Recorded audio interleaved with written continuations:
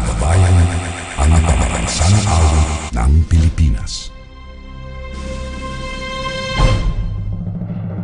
Kayang mag-ibig, helas ng sinakalan, alam ng puso, sa dikit mo'y buhay. Lupang hinirang, kuya ka ng magiting, sa manlulupin, di ka pasisigil, sa nagatang tutok sa simoy at sa langit mong pagaw, ay hinatang tulad, awit sa pagkayang minamahal. Ang isang ng matawad mo'y tagumpay na nag-iindig, ang bituin at araw niya kailan ang may mag-iindig. Lumalang araw ng walhagit pagsinta, buhay langit sa piling mo. Ang inigaya na pagkay mga aking, ang mamatay ng dahil sa'yo.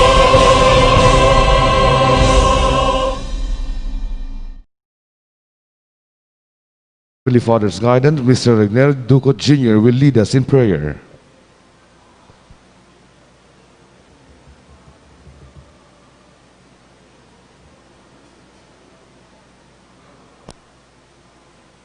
Sa ngaran ka Ama, Sinyan Aki, pati ng Espiritu Santo. Amen.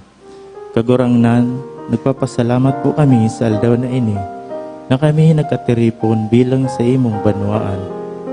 Asin padagos na nagiingawa na maging marhay, asin produktibong nagenyo. Tabangay kami na malampasan ang mga angat sa buhay. Asin paksuga po ang samuyang hawak nga ning malampasan niya mo ang pandemyang ini. Tawi po, nin kadunungan ang mga lideres kang sa mong banwaan, tanganing makagibusinda, nin mga leyes, sa angat, nin pabago-bagong sitwasyon, dara kong pandemya. Ini po, naagad niya mo, uli kay Kristo na sa mong kagurangnan. Amen. Nuestra Señora de Peña Francia, pamibig mo kami, sa ngaran ka Ama, Sin Kanaki, ng Espiritu Santo. Amen. Please raise your right hand as we all together recite the panunumpa sa watawat ng Pilipinas. To lead us is Ms. Maria Verna Sape.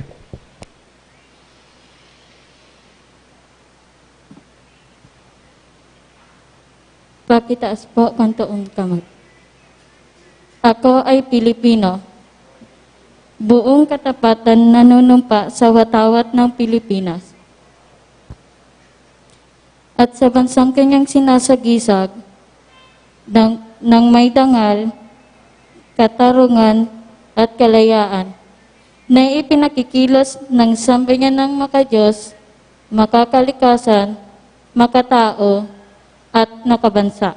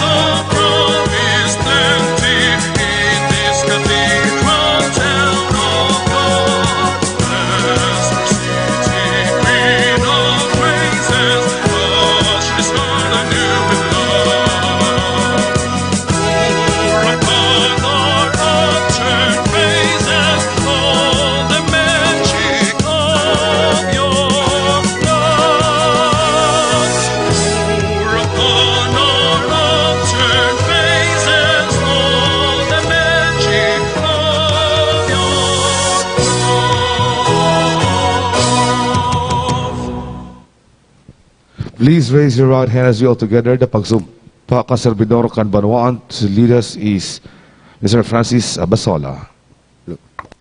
Pakitas po. Magsunod po sa ko.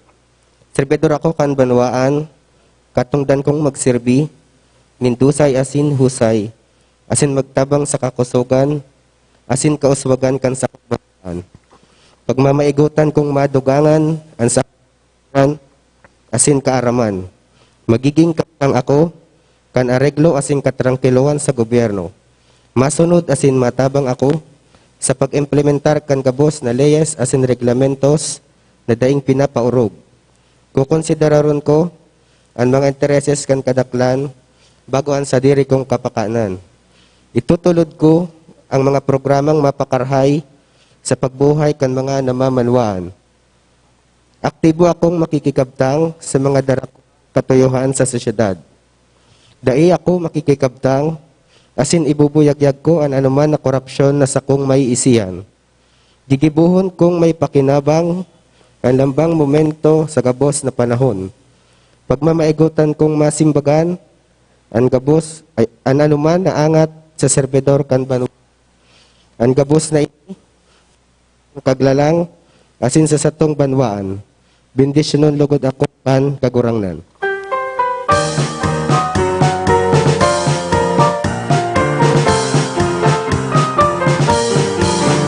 Ang serbisyo sibil ng bayan ko, lingkod na tunay ngayon kailanman. Laging tumutulong, laging nagpapayo, at sa kawali ay siyang patnubay. Ang serbisyo sibil ay tamahin, ito ay ating dakilain. Maging tapat rina sa ating tungkulin, pag-iulang lagi mayang piling. Ang serbisyo sibil ay lingkod na tanging, tayo natin ay ating ipagpunyin. Nabuhay ang serbisyo sibil ng bayan ko, lingkod na tunay ngayon kailanman.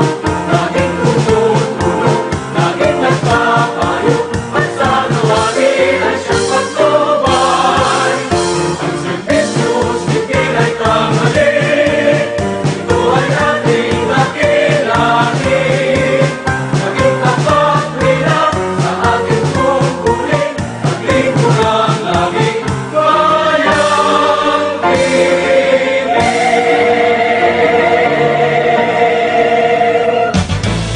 All right, so once again, ladies and gentlemen, good morning to all of you. But before anything else, we would like to acknowledge our city officials. We'd like to acknowledge our city mayor, Mayor Nelson Ligacion. Our city councilors, we have Councilor Elmer Baldemoro, we have Councilor Buddy Del Castillo, Councilor Lito Del Rosario, and our Liga ng mga Barangay President, Councilor Dodet Beltran. Also would like to acknowledge Councilor Greg Abonal. We would like to request our city officials, our city councilors to please join our city mayor in front. As we are going, you're going to distribute or to give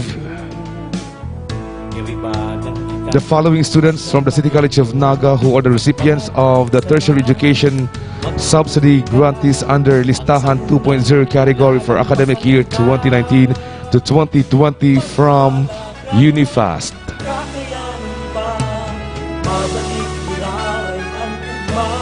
Ito na pangunang pag-distribuer kang sa mga recipientes kang tertiary education subsidy grantees from the City College of Naga. So, alright. So, basahan na po ang mga pangaran. Abiyad Cristina Malaka.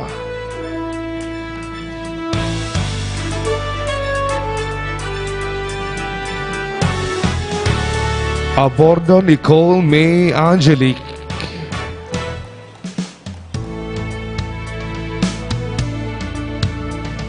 Akido Joanna Christine. Badong Saruel Jr. Malcueva Aloha,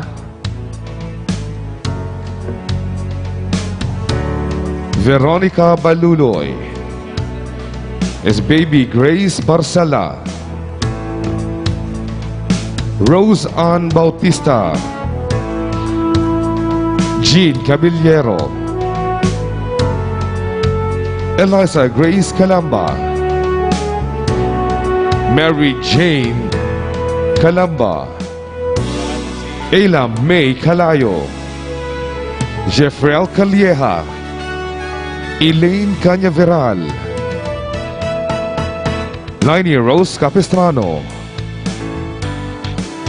Ricol Constantino, Mary Joy Coldura, Abigail Escriba, Jessa May Espiritu, Angelica Frias, Lily Gonzalez, RJ Hakob, Tricia May Junio, Brasil Lagre, Zaira Lopez, Beverly Medrano, Sarah May Meliton, April Joy Usaya,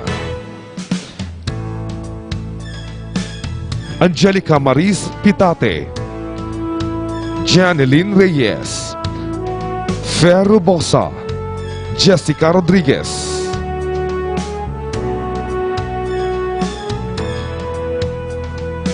Luisa San Juan,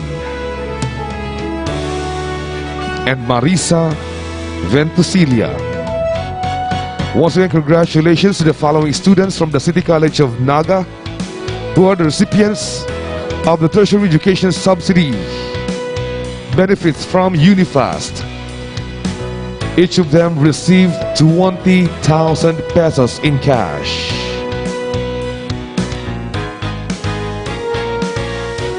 Thank you very much, Star City officials. Now proceed to the next part. We will now proceed to the signing of City Ordinance number 2020-084.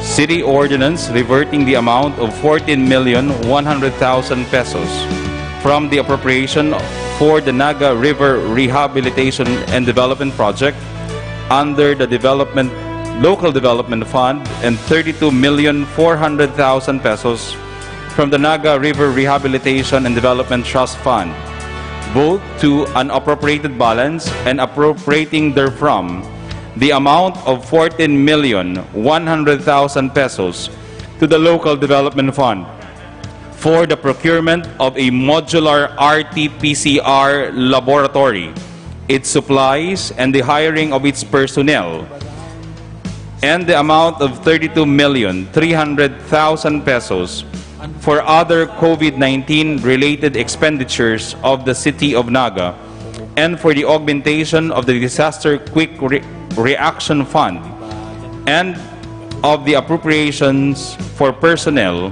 including overtime and night pay of certain offices. Malalampasan ka, magtiwala ka, kakayanin pa, mabalik kulay ang tugma sa Naga. Tawag pa may takot, kay kita matubot, na mawala sa tuyang paglako. Ang gabos iribanan, sa paghampang sa laban, bitbit sana ang panindugan. Nagende ka, basta ikakatangano, ikapirling andam, nagenyo laban lang.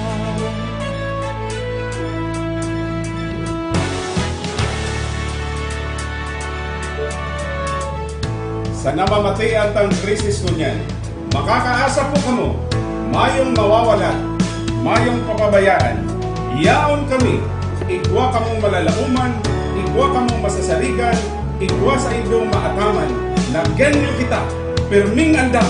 Magtiwala ka, kakayanin ka, mabalik kulay ang tugma sa Naga. Tawa na may takot, nawawala sa tuyang paglao. Ang gabos iribanan sa paghambang sa laban, pinipit sana ang paninindugan. Naging ka, naibasta, kita natatayo, kita pirming andam. Nagenyo labanan, nalalauma sa saligan ng ataman. Kita pirming andam, nagenyo labanan.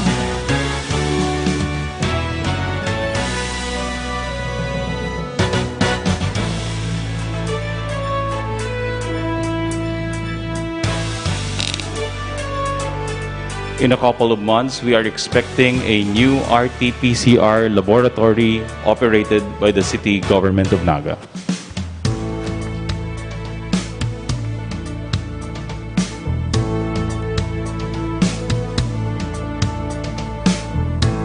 And now let's hear the message of our city mayor. Once again, ladies and gentlemen, the Honorable Nelson S. Ligacion. Rubaran sa krisis tangon yan, dapat tarabangan ang pagkasa. Good morning. Maray na pagkaaga sa Tuya Gabus. And pag-acknowledge po sa mga opisyales kan sa Tuya pong syudad. Palakpakan ta po si Councilor Lito Del Rosario, Liga President Councilor Dudit Beltran, Councilor Greg Abonal, Councilor Oying Rosales, and Councilor Elmer Baldimoro. Sa mga pamayo kan manlain-lain na opisina asin departamento, nayaon po ngunyan, kaibanan po siyempre ang sa tuyang City Administrator, Mr. Frank Mendoza, palakpakan ta po sinda. And ang sa tuya pong mga scholars, mga naka-enroll na po sinda sa City College of Naga, scholars na igwang allowance, ngunyan po naka-receive po sinda. Nagulat po ako, daradakula palan, tig 20,000 pesos. And next semester, another 20,000 pesos. Ayan. Kaya gusto sabihon, dapat mag-igot sa pagklase, sa pag-adal, sa tuya pong mga scholars. Nag-abot na din po si Councilor Buddy Del Castillo. Sa tuya po Gabos, sa liwat marhay na pagkaaga. 274 as of yesterday. Ayan, 274 plus igwa po kitang siyam ngunyan. Gustong sabihon, from March up to today, we already have 283 confirmed cases of COVID-19. Ang active cases po kaya nasa 103. 103. 8 died, so we already have 8 fatalities. 163 po considered as having already recovered. Dahil po magayon ang numero pong ini sa satuya pong syudad. Asin ang sarong rason na sa pagtubod mi nakakakontribuer sa padagos na paglakop kan kaso nin coronavirus sa satuya pong syudad. Itong abala pong maray na pagpapaluwas po kan resulta kan laboratory tests. Kaya po baga kung nabaritaan po nindo starting about 2 weeks ago, ninhuli sa dakulang backlog sa BRDRL sa Legazpi City. Nagdesisyon na sa ibang swab samples darahon sa Eastern Visayas, sa Tacloban, igwaman pong tigdarado man po sa Pampanga. Dahil po pwedeng arog po kay ni permi ang sitwasyon. Asin kita po nakiulay sa sangguniang panglunsod, nauugma po kita na tulos-tulos nagsang-ayon, asin nagpasar nin sarong ordinansa an sangguni ang panglungsod sa pamamayo po ni Vice Mayor Neni de Asis. Sa kamautan na masimbagan an kadipisilan na sa tuya pong inaatubang, lalong-lalo na po sa pagdeterminar kung mga si irisay po baga, asin sa si mga nagpositibo sa COVID-19. Kan nakaaging biyernes ito nagkaiguan in special session po ang sangguniang panglungsod, asin sa ginibo pong special session na ipasar ang sarong ordinansa, Ordinance number 2020-084. Halabaon po ang titulo kan ordinansa, kaya ipapaliwanag ko na lang po Nag-alokar po ang sangguniang panglungsod nin sobra sa 47 million pesos. Alagad, ang pinakaimportanting parte po kan nasabi ng ordinansa, iyo po ang porsyon na nag-aalokar nin magkakanigong kantidad para po sa procurement, para sa pagkakaigwata po nin inaapod na RT-PCR Modular Laboratory. Sa madaling sabi, digdi po sa Naga City, and I think we are first in the entire Bicol region, kita po ang inot na magkakaigwa po nin PCR Modular Laboratory. In 2 months' time, magiging operational na po dapat siya. Ninhuli po ta ang procurement process, pinunan tulos-tulos. So tibaad po, asin nanggad, iyo po ang satuyang pangadyon, na sa paagi po kan pag-establisar nin RT-PCR Modular Laboratory. Makakatabang po ini sa pagsimbag sa mga kadipisilan na inaatuban ta po ngunyan, ninhuli po sa pandemyang COVID-19. Kaya palakpakan ta po ang sangguniang panglungsod sa tulos-tulos na pagsimbag sa satuya pong pakiulay, asin pagpasar nin magkakanigong ordinansa. Sa laban ta po kontra COVID-19, pirmi ko pong sinasabi na dai po ini kakayanon ni Mayor Son Ligasyon na kung ako lang o kaya kung kami lang na mga opisyales, ilihidong opisyales kan sa tuyang syudad, dai man po kakayanon na kita lang dapat gabos na nagenyo nagtatarabangan. Asin kabali sa pwedeng maiambag kan lambang saro po sa satuya. Si Yaon Mandigdi o kaya si Mayo Mandigdi sa okasyon na ini, si nagdadalan man po sa satuyang live streaming o dai, ang pwede pong maiambag, iyo po si pagsunod sa mga panundon, sa mga patakaran, lalong-lalo na itong pag-iwas sa mga darakulang okasyon, sa irinuman, birthday parties, kung mapupwede, iriwasan po muna yan. Mabubuhay man po kita, magiging maugma man po, kung dai mo na ma-atender nin mga parties. Pwede man po, kung parties lang po yan, asin ang imbuelto ma-atender si mga kapamilya. Pero itong